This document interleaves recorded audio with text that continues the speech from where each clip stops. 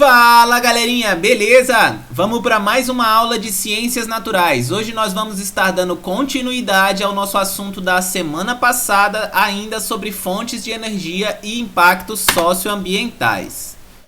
Bom, como de costume, vamos recapitular as aulas anteriores antes de dar continuidade à nossa aula de hoje. Já estamos chegando aqui no final do nosso segundo bimestre, né, pessoal? Então vamos dar uma recapitulada geral sobre todos os assuntos que já foram tratados nesse bimestre, até o momento de agora.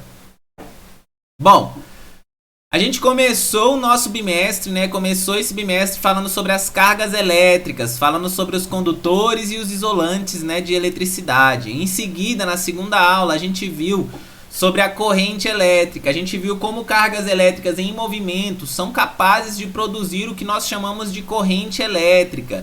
Essa corrente elétrica, ela alimenta todos os aparelhos e eletrônicos que nós possuímos e utilizamos no nosso dia a dia, né?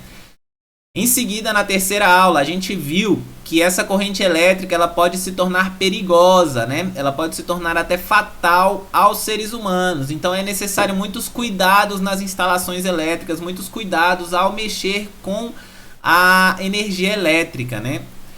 Na quarta aula, a gente viu como que é dado o consumo de energia elétrica, né, no dia a dia pela sociedade em geral, né, pelos humanos. Como nós, seres humanos, consumimos a energia elétrica e como fazemos o comércio dessa energia elétrica.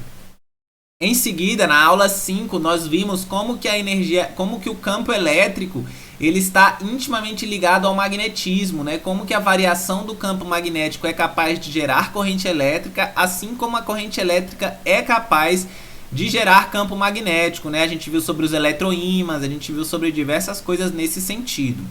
E depois a gente viu na aula passada sobre as fontes de energia e os impactos socioambientais que essas fontes podem estar trazendo. Hoje nós vamos dar continuidade com o mesmo assunto sobre as fontes de energia e estaremos analisando outras fontes de energia, exceto a hidroelétrica que nós estudamos na aula passada.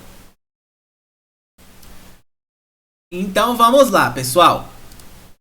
Bom, a primeira fonte de energia que nós vamos estudar hoje seriam as usinas termoelétricas e os combustíveis fósseis. Nas usinas termoelétricas, pessoal, a queima de combustíveis fósseis aquece uma grande quantidade de água. Então, combustíveis fósseis como petróleo, gasolina e seus derivados são queimados a fim de aquecerem grandes quantidades de água. O vapor da água que está sendo aquecida, né, essa água entra em ebulição e começa a gerar vapor. Esse vapor impulsiona a turbina, resultando na produção de energia elétrica. Ou seja, assim como nós vimos lá na aula passada que as hidroelétricas, a queda da água faz com que as turbinas se movimentem e gerem energia, aqui nas termoelétricas essas turbinas são movimentadas a partir do calor e do vapor gerado pela queima de combustíveis fósseis. Então esse vapor gerado por essa queima, né, começa a entrar nas turbinas e movimentar, né, a força do vapor vai movimentar as hélices da turbina, gerando assim a energia elétrica. Os combustíveis utilizados nessas usinas não são renováveis, pessoal, trazendo inúmeras desvantagens para o meio ambiente. Ou seja, o petróleo, uma hora ele vai acabar, ele não é renovável. Os combustíveis, o carvão mineral, uma hora vai acabar, eles não são renováveis. Então, a queima desses combustíveis, além de não serem renováveis, elas liberam gases prejudiciais. Além do gás carbônico, que contribui para o efeito estufa e o aquecimento global, também são dispensados gases prejudiciais às vias respiratórias e aos pulmões. Então, diversos prejuízos são ocasionados a partir da geração de energia elétrica usando as termoelétricas, né? Então, querendo ou não, a queima desse combustível fóssil ele gera impactos ambientais muito prejudiciais, não só à saúde do ser humano, mas de todos os outros seres vivos que vivem aqui na Terra. Outra forma de energia que nós vamos ver hoje é a energia de biomassa, galera. Essa energia ela é top, ela é bem interessante. Apesar dela também ter muitos impactos ao meio ambiente, ela é muito interessante, pois se trata de um combustível renovável. Bom, o termo biomassa ele corresponde à matéria orgânica contida nos organismos. Então, todos os organismos vivos, todos os seres vivos, a matéria que compõe os corpos desses seres vivos é chamado de biomassa. Por exemplo, o meu corpo ele é uma biomassa.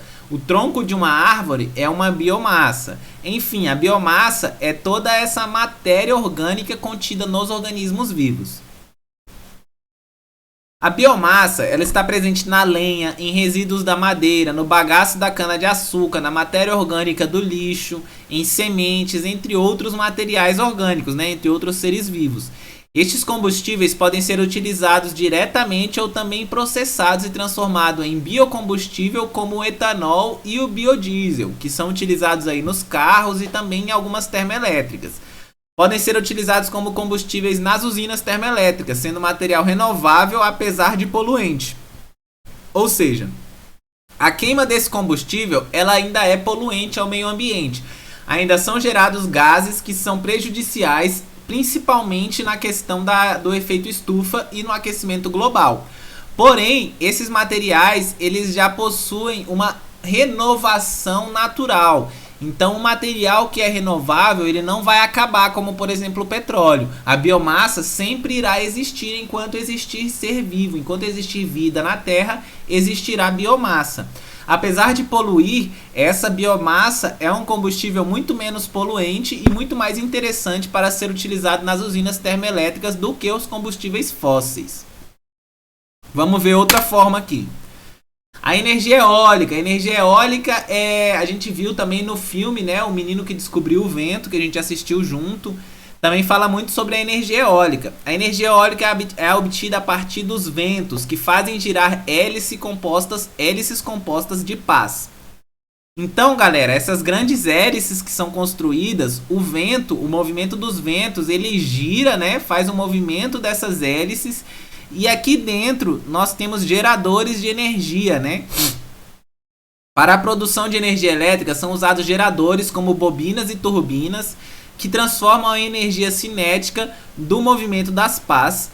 Então, esta energia ela utiliza uma fonte renovável, que é o vento. Os ventos eles são produzidos diariamente, né? Todos os dias, a todo momento, a Terra produz os ventos. Então, isso se trata de uma fonte e de um recurso renovável. Apesar de alguns problemas ambientais que ainda acarretam a esta energia, né? Há uma poluição sonora muito grande, pessoal. O barulho que essas hélices fazem é enorme, então é quase impossível morar ou viver perto desses parques eólicos, desses locais que são utilizados para a geração de energia eólica. Também há muitos problemas com aves, insetos e animais que podem morrer ao se chocarem com essas hélices. Essas hélices, principalmente à noite, elas ficam girando e não são tão bem sinalizadas. E mesmo que bem sinalizadas, muitos animais não conseguem entender esse tipo de sinalização e acabam adentrando esses parques eólicos, né? E ao adentrarem esses parques eólicos, eles acabam ocasionando a diversos problemas como a morte, chocar com essa... Há muito choque entre essas pás e os animais que voam, né? Principalmente as aves que fazem migração de grandes lugares para outros. Então o vento vai movimentar essas pás, né? Essas hélices. E aí dentro desses mecanismos há turbinas, há geradores de energia parecido com turbinas que vão estar gerando essa corrente elétrica a partir do movimento dos ventos nessas hélices, né? Bom, outra fonte de energia muito interessante e aqui no Brasil talvez a mais promissora é a fonte de energia solar fotovoltaica, pessoal. As diversas células fotovoltaicas de silício, que são essas placas aqui, esses painéis solares, transformam a energia da luz solar em energia elétrica, transformando a energia dos raios solares. Então, os raios solares possuem uma energia, né? Possuem uma energia, não apenas uma energia térmica, mas também uma energia eletromagnética, né? Por ser uma onda eletromagnética, a luz ser uma onda eletromagnética.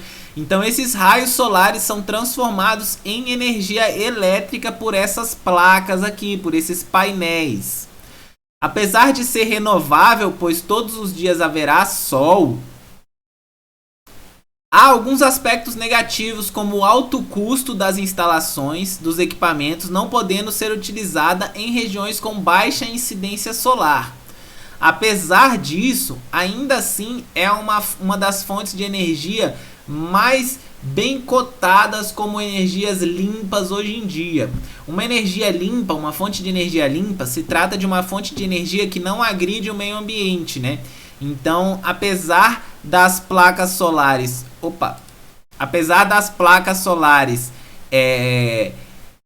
se tornarem lixo, se tornarem resíduos, elas são possíveis de reciclagem. Então há uma forma de ciclar esse material dentro do processo de geração de energia, mas ainda tem problemas, como por exemplo as regiões onde não há tanta incidência solar. O Brasil é um lugar onde há muita incidência solar, então aqui para nós realmente é uma ótima opção essa energia.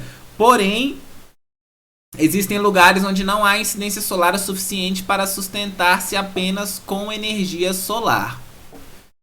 Bom, outra forma de produção de energia é a energia nuclear. Para gerar energia elétrica, uma usina nuclear usa um elemento químico, o tal do urânio, galera. Esse elemento ele é instável, ou seja, é um elemento radioativo, isto é, ele vai aos poucos se transformando em outros elementos, liberando grande quantidade de energia térmica no seu processo.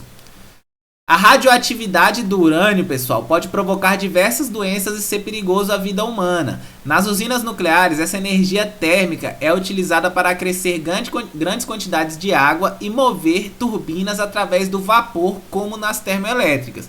Bom, lá nas termoelétricas a água é aquecida a partir da queima de combustíveis fósseis, então o vapor da água movimenta os geradores de energia, né? Aqui nas usinas nucleares acontece o mesmo processo, porém a energia que é utilizada para aquecer a água é a energia nuclear derivada do decaimento radioativo do urânio. O urânio ele é um elemento que ele vai se transformando em outros elementos ao passar do tempo. À medida que ele se transforma em outros elementos, ele libera muita energia térmica, ele libera muito calor. Essa liberação de calor, então, aquece a água ferve, o vapor da água entra nas turbinas e movimenta as turbinas, gerando assim a energia elétrica e a corrente elétrica. Bem parecido como funciona nas termoelétricas, só que aqui a gente utiliza um combustível que é extremamente tóxico e radioativo.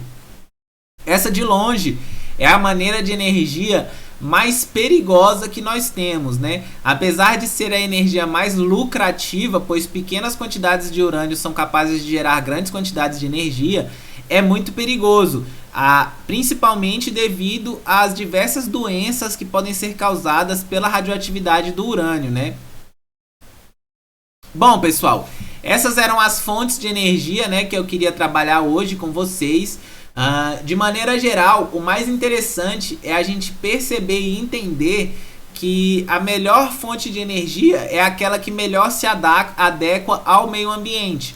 Por exemplo, a energia solar ela só é adequada em locais onde há muita incidência solar. A energia hidroelétrica ou a energia termoelétrica a partir da biomassa só é indicada onde há muito resíduo de biomassa, onde há muita biomassa, né? Onde há muito combustível. Então é necessário analisar qual que é a melhor fonte de energia. Por exemplo, existem lugares onde não há grandes ventos, grandes correntes de vento. Nesses locais é quase impossível gerar energia à base de energia eólica, né? Então é muito necessário que a gente faça essa análise, né? Os países e os locais devem fazer uma análise geral para entender qual é a melhor forma e qual é a melhor fonte de energia para aquela região. Muito obrigado pela atenção, nos encontramos na semana que vem, até a próxima aula, coloquem suas atividades em dia e fui!